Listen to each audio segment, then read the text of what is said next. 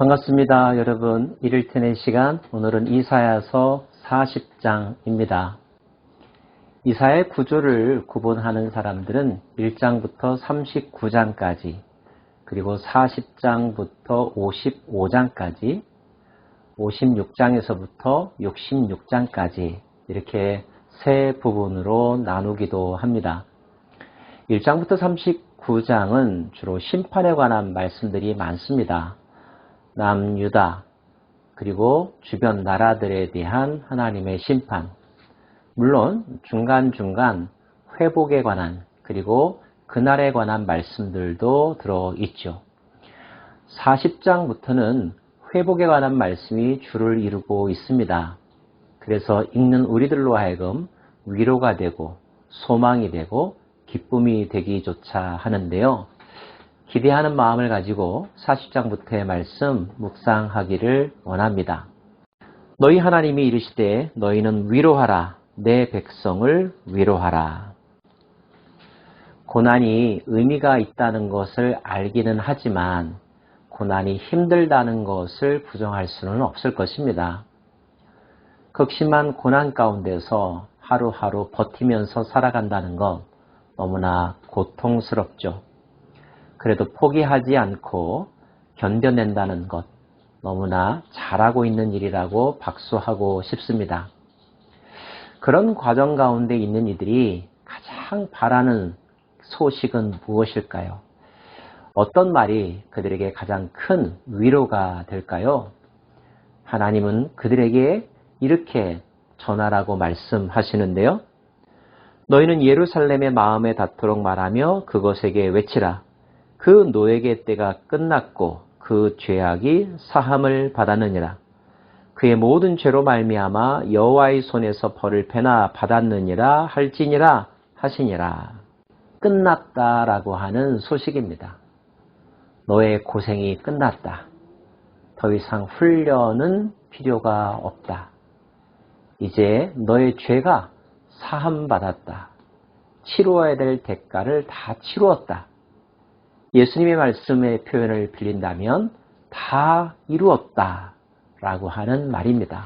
마치 군복무하는 사람에게 제대 명령서가 떨어지듯이 암투병을 하는 사람에게 키모테라피가 끝났다라고 하는 의사의 선언이 있듯이 단지 기간이 끝난 것이 아니라 치루어야 될 모든 것들을 다 했기 때문에 효과가 있었다는 이야기와 더불어서 더 이상 그런 고생할 필요가 없다라고 하는 소식을 듣는다면 이보다 더 큰 기쁨이 어디 있겠습니까? 복음이겠죠. 오늘 하나님으로부터 이 음성을 들어야 될 사람들이 있는 줄로 압니다. 이 방송을 시청하시는 분들 가운데 하루하루 힘들게 버텨오신 분들 가운데 하나님께서 오늘 말씀하셔서 수고했다. 다 끝났다. 너의 죄가 사함받았다. 이런 은혜의 선언을 들을 수 있기를 원합니다. 외치는 자의 소리여 이르되 너희는 광야에서 여호와의 길을 예비하라.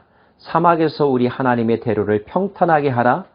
골짜기마다 도두어지며 산마다 언덕마다 낮아지며 고르지 아니한 곳이 평탄하게 되며 험한 곳이 평지가 될 것이요 여호와의 영광이 나타나고 모든 육체가 그것을 함께 보리라. 이는 여호와의 입이 말씀하셨느니라. 비정상적이었던 것들이 정상적으로 돌아오는 것을 우리의 입술을 열어서 외치라는 것입니다. 보라, 주 여호와께서 장차 강한 자로 임하실 것이요 친히 그의 팔로 다스리실 것이라. 보라, 상급이 그에게 있고 보응이 그의 앞에 있으며 그는 목자같이 양떼를 먹이시며 어린 양을 그 팔로 모아 품에 안으시며 젖먹이는 암컷들을 온순히 인도하시리로다. 이제 당신은 보게 될 것입니다. 하나님께서 임하시는 것을, 하나님의 강한 손과 펴신 팔의 역사를 경험하게 될 것입니다. 목자같이 양떼를 먹이시는 그의 두 팔로 어린 양을 보호하시는 하나님의 영광을 보게 될 것입니다. 이제 더 이상 그 하나님의 영광을 가릴 자가 없습니다. 하나님의 이미지를 왜곡할 자도 없습니다. 하나님을 대신하여 왕노릇할 자도 없습니다. 왜냐하면 온 천하에 그분의 영광만이 가득하기 때문이죠. 보라, 그에게는 열방이 통의 한 방울 물과 같고 저울의 작은 티끌 같으며 섬들은 떠오르는 먼지 같으리니 레바논은 땔감에도 부족하겠고 그 짐승들은 번제에도 부족할 것이라. 그의 앞에는 모든 열방이 아무것도 아니라 그는 그들을 없는 것 같이 빈 것 같이 여기시느니라. 그런즉 너희가 하나님을 누구와 같다 하겠으며 무슨 형상을 그에게 비기겠느냐. 우상은 장인이 부어 만들었고 장색이 금으로 입혔고 또 은사슬을 만든 것이니라. 사람이 아무리 탁월하다 한들 하나님을 흉내낼 수 있겠습니까? 사람이 아무리 지혜롭다 한들 하나님의 지혜를 따라갈 수 있겠습니까? 하나님 앞에서 모든 것들은 아무것도 아닌 거죠. 그저 도토리 키재기에 지나지 않는 것입니다. 그전에는 그들이 속였죠.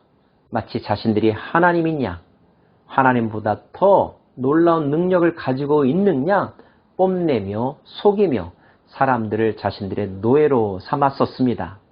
하지만 이제 우리는 더 이상 속지 않습니다. 하나님의 전능하심을 경험했기 때문이죠. 거룩하신 이가 이르시되 그런즉 너희가 나를 누구에게 비교하여 나를 그와 동등하게 하겠느냐 하시니라. 너희는 눈을 높이 들어 누가 이 모든 것을 창조하였나 보라.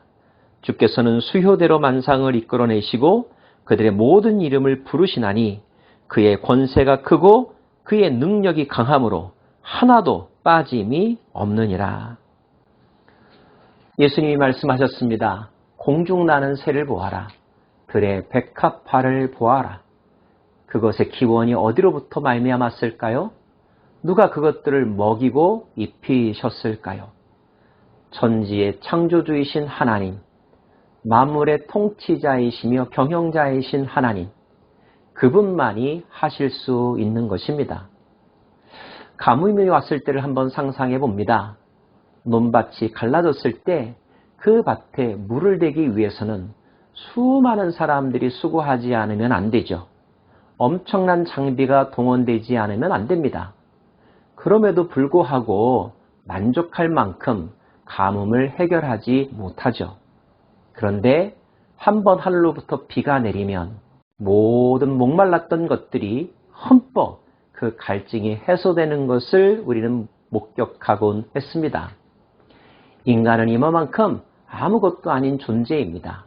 그분 앞에서는, 그분의 위엄 앞에서는 그저 티끌과 같은 존재라는 것 잊지 말아야 할 것이며, 때문에 우리는 겸손해야 할 것이며 하나님을 우러러보는 자세를 잃어버려서는 안 될 것입니다.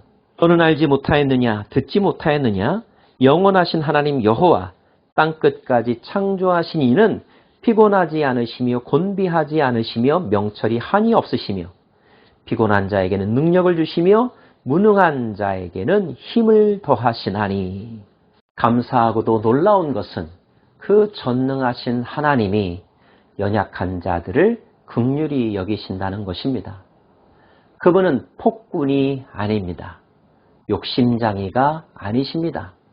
공의로우실 분이시며 자비와 긍휼이 넘치는 분이십니다.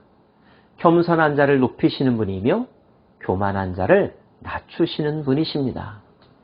그분이 계시며 그분이 나의 하나님이라는 사실, 그분이 나를 그의 백성으로 삼기 원한다는 사실, 얼마나 기분 좋은 일입니까?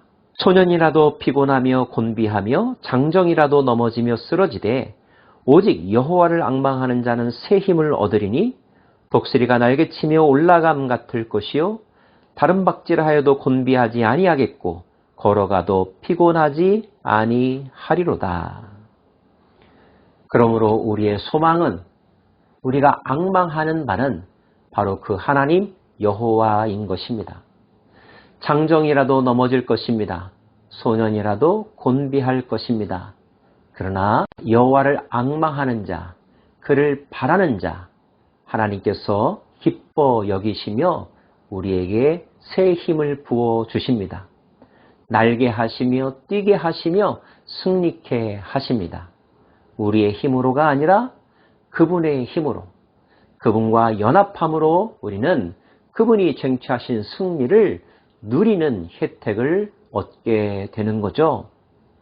그 하나님 때문에 오늘도 우리는 살아갈 수 있습니다.